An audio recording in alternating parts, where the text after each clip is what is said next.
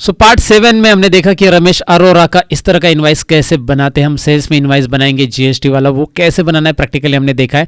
लेकिन अभी यहाँ पे आप एंट्री में पढ़ोगे तो रमेश अरोरा से हमें कैश रिसीव है। अगर आप ध्यान से पढ़ोगे देखिए ना, cash receive from student Ramesh Arora. तो अभी हम ये कैश रिसीव हो चुका है ये कैसे दिखाएंगे, क्योंकि ये तो हमने दिखा है कि ये जीएसटी इनवाइस उसका तैयार हो गया, उसको प्रिंट कैसे निकालना है वो हमने पार्ट 7 में बताया। सो पार्ट 8 में मैं सतीश आप सबका स्वागत करता हूँ और देखते हैं कि पहले हम रिसिप्ट कैसे बनाएंगे इसका। तो उसके लिए आपको F6 प्रेस करना है। सिंपली वाउचर्स में ही रहे हो आप और यहाँ पे रहोगे और इसमें रिसिप्ट वाउचर के लिए F6 प्रेस करना है। Everybody knows that now. So what is the shortcut key for that. Receipt voucher मैंने यहाँ पे ले लिया है। Now we can check it out. Receipt voucher आ चुका है। रमेश अरोरा से पेमेंट आना है तो यहाँ पे वो क्रेडिट साइड में आ जाएगा। देखिए रमेश अरोरा कितना है, देखिए बैलेंस भी दिखाई दे रहा है 10,000, क्योंकि वो मैंने टोटल अमाउंट वहाँ पे दिया था। ये इनवाइस वैल्यू है total including tax and all. So 10,000 rupees यहाँ पे है। रेफरेंस पूछा जाएगा। देखिए मैं दोबारा दिखाता हूँ। जैसे आप यहाँ पे रेफरेंस के लिए स्क्रीन आएगी तो यहाँ पे आपके पास ऑप्शन रहेगा कि आप कौन सा रेफरेंस सिलेक्ट करना है। ऑफकोर्स इस बार आप अगेंस्ट ही लोगे क्योंकि आपके पास ऑलरेडी इसका सेल्स इनवाइस तैयार है, तो उसी को ट्रैक होगा ऑटोमेटिकली। वो दिखाई देगा कि यहाँ पे sales invoice pending bill 1, bill number 1 दिखाई दे रहा है और उसी का 10,000 रुपये आपको रिसीव हो रहा है। चलिए यहाँ पे एंटर करिए और यहाँ पे कैश सिलेक्ट करके कैश में पैसा ये मिल गया है। अगर उसने चेक पेमेंट किया रहेगा, आजकल ऑनलाइन गूगल पे वगैरह होता है, तो वहाँ पे आप बैंक में डायरेक्ट पैसा आता है तो वहाँ पे बैंक आप ले सकते हैं, राइट। अगर उसने गूगल पे वगैरह किया है या चेक पेमेंट किया है तो आप वहाँ पे बैंक ही लोगे। तो फिलहाल तो कैश में पैसे आ चुके हैं रमेश अरोरा से 10,000 रुपये। तो आपको ये कोर्स 10,000 का ही मैं उसे दिखाऊंगा और जीएसटी इनवाइस भी उसके साथ हमें क्रिएट करना पड़ेगा। और कैसे क्रिएट करना है डेफिनेटली आपको समझा होगा इस एंट्री के अंदर। तो सेल्स के बाद हमें रिसिप्ट पास करनी रहती है, ये मैंने बताया था आपको। और सेल्स भी हमने सीखा और रिसिप्ट भी हमने सीखा कैसे करना है। पार्ट 7 में हमने सेल्स देखा था। पार्ट 8 में हमने देखा कि रिसिप्ट कैसे उसका बनाते हैं। लेकिन आगे इसी पार्ट में नेक्स्ट एंट्री देख रहे हैं, cash receive again from student Kinjal Shah. Kinjal Shah और एक स्टूडेंट ने एडमिशन लिया है, 12,000 रुपये उसने पे किए, लेकिन ये कोर्स अलग है, एडवांस एक्सेल कोर्स। ओहो, इसका भी ज़्यादा फीस चार्ज किया मैंने। वैसे मेरे एडवांस एक्सेल कोर्स की फीस इतनी नहीं है, ऑनलाइन आप देख सकते हैं मेरी वेबसाइट पर। ओके, सो वो बहुत अफोर्डेबल है आपके लिए, जाकर चेक कीजिएगा। फिलहाल तो ये एडवर्टाइज के लिए। यहाँ पे देखिए 18% टैक्स इंक्लूसिव है और यहाँ पे बैच स्टार्ट होने वाली 10 जनवरी 10 से 11। ओके, सो किंजल शाह आपको ये सन्ड्री डेटर ही मेन ग्रुप रहेगा, लेकिन हम सन्ड्री डेटर नहीं डालेंगे। जैसे कि मैंने पार्ट 7 में आपको बताया था, किंजल शाह को हम बैच वाइज ऐड करेंगे ताकि हमें बैच वाइज मिले कि कौन से बैच में कितने स्टूडेंट्स का कितना पेमेंट बाकी। बहुत सारे स्टूडेंट होने के बाद हमें बहुत ही इफेक्टिव रहता है। और एडवांस एक्सेल कोर्स ये डायरेक्ट इनकम रहेगा आपके लिए। Okay, so how to create this one, we need to create the sales first, क्योंकि कैश रिसीव है। पहले हम सेल्स बनाएंगे, यहाँ पे दिखाई दे रहा है सेल्स, बाद में रिसिप्ट। तो पहले हमें जाना है सेल्स के अंदर, F8 बाद किंजल शाह का एक लेजर बना दो। किंजल शाह को यहाँ पे क्रेडिट में हमें दिखाने के लिए किंजल शाह का लेजर बनाना पड़ेगा। For that we need to press Alt C। Okay, so Kinjal Shah ये मैंने टाइप कर दिया। किंजल शाह टाइप करने के बाद सन्ड्री डेटर्स आप ले सकते हैं, लेकिन मैं नहीं लूँगा। ये मेन ग्रुप हमें नहीं लेना है, ये सब ग्रुप इसके अंदर बनाने। और जैसे कि हमने यहाँ पे एक ग्रुप बनाया था, याद है, 9 to 10 AM tally prime batch. तो वैसे हम Alt C प्रेस करेंगे और एक ग्रुप बनाएंगे, एकदम लास्ट वाला सब ग्रुप बनाएंगे, 10 to 11 advance excel batch. Okay, so मैं यहाँ पे बना रहा हूँ 10, शॉर्टकट में भी बना रहा हूँ, इतना बड़ा नहीं टाइप करो, 10 to 11 AM advance excel batch, ADV excel batch.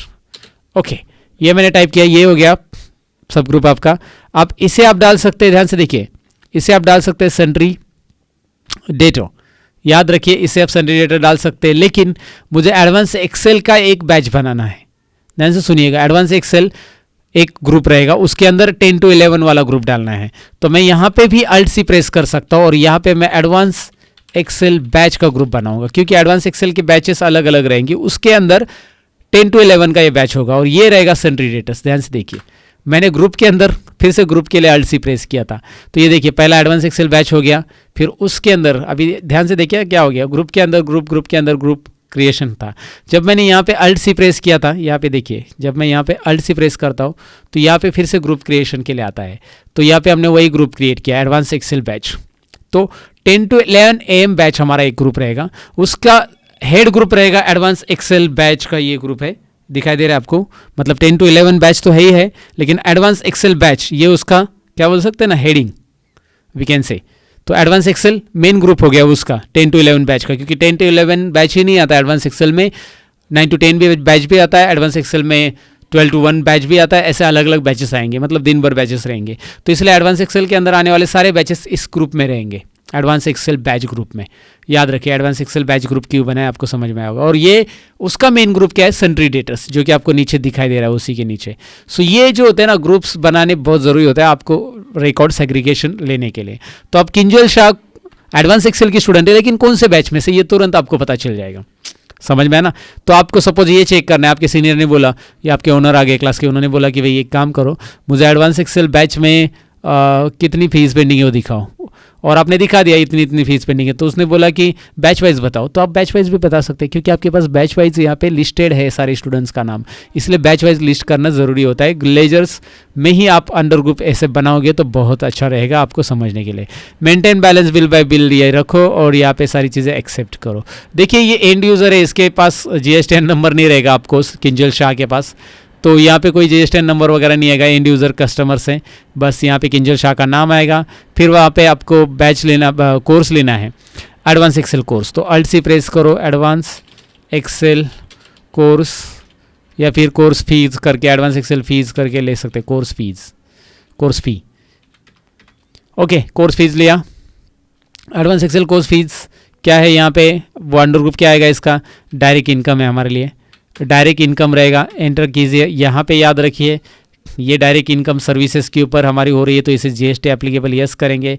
Yes करने के बाद ये विंडो के अंदर आपको लेना है कि भाई ये स्टूडेंट कैसा है, स्टेट का ही है बराबर, तो सेल्स टैक्सेबल ही रहेगा, सेल्स टैक्सेबल, टैक्स कितना ले रहे हैं, इंक्लूसिव 18% मैंने बोला था, और सर्विसेज के ऊपर है, हम सर्विसेज देना सीख रहे हैं, सर्विस ऑर्गेनाइजेशन सीख रहे हैं। तो ये सारी चीज़ें मैं रिपीट कर रहा हूँ, और सारी चीज़ें एक जैसी ही आपके लिए। यहाँ पे कुछ एडिशनल डिटेल्स आपको इसमें देनी है तो वो भर सकते हैं। फीस कितनी है, 12,000 रुपये, लेकिन ये इंक्लूसिव टैक्स है। अगेन कैलकुलेटर की ज़रूरत है, कंट्रोल एन करने के बाद देखिए, मैं इसे जूम कर लूँगा, पहले दिखा तो आपको करना क्या है, आपको पता ही है अभी 12,000 डिवाइड बाई 1.18, क्योंकि 18% टैक्स दिखाया, 10,169.49। सो अगर आप ये पॉइंट के अंदर डालते, कंट्रोल एन वापस कीजिए, 10,169.49, 10,169.49 पॉइंट से डालते हैं तो यहाँ पे क्या होगा, पॉइंट में अगर वैल्यू प्रॉपरली डाल देते हो, यहाँ पे ध्यान से देखिए, पॉइंट में डाल देते हो तो आगे टैक्स का जो है ना प्रॉपर अमाउंट कैलकुलेशन हो जाएगा। अगर आप यहाँ पे पॉइंट नहीं डालते हो, 10,169 डालते हो, तो आपको राउंड अप डालने की ज़रूरत पड़ती है, जो कि मैंने पिछले वाले पार्ट में आपको बताया था। ओके, तो वो आपने सीखा भी होगा राउंड अप की ज़रूरत कब पड़ती है। तो मैंने पॉइंट के साथ डाल दिया, इधर सेल्स टैक्सेबल लीजिए। ओके, उसके बाद CGST लेना है क्योंकि सेम स्टेट है, फिर SGST लेना है।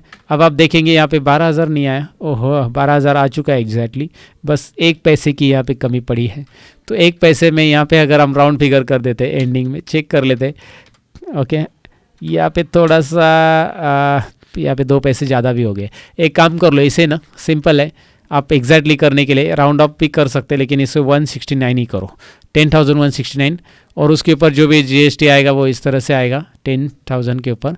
और उसके बाद आप राउंड अप का लेजर जो हमने बनाया था वो ले लो, round up ledger, that will be better to get the result. और 58 पैसा, 58 पैसा क्यों राउंड अप, 58 प्लस 42 दिखाई दे रहा ना, 58 पैसा कम पड़ रहा है हमें, नीचे देखिए 42 पैसा है ना, तो ये 12,000 होने के लिए 58 पैसा कम है, तो इसे राउंड अप में डाल दो 0.058, सॉरी 0.58, 58 पैसा। तो यहाँ पे देखो 12,000 हो गए, बिल एग्जैक्टली बन गया। ओके, बिल एग्जैक्टली बनाने के लिए आपको राउंड अप की ज़रूरत वहाँ पे पड़ सकती है, और वो आप कर सकते हैं। चलो ठीक है, आपको डेफिनेटली ये समझा होगा कि किस तरह से इनवाइस पास किया जाता है। This was part 8। पार्ट 9 में और एक इनवाइस के साथ मिलते हैं। चलिए बाय बाय गाइज।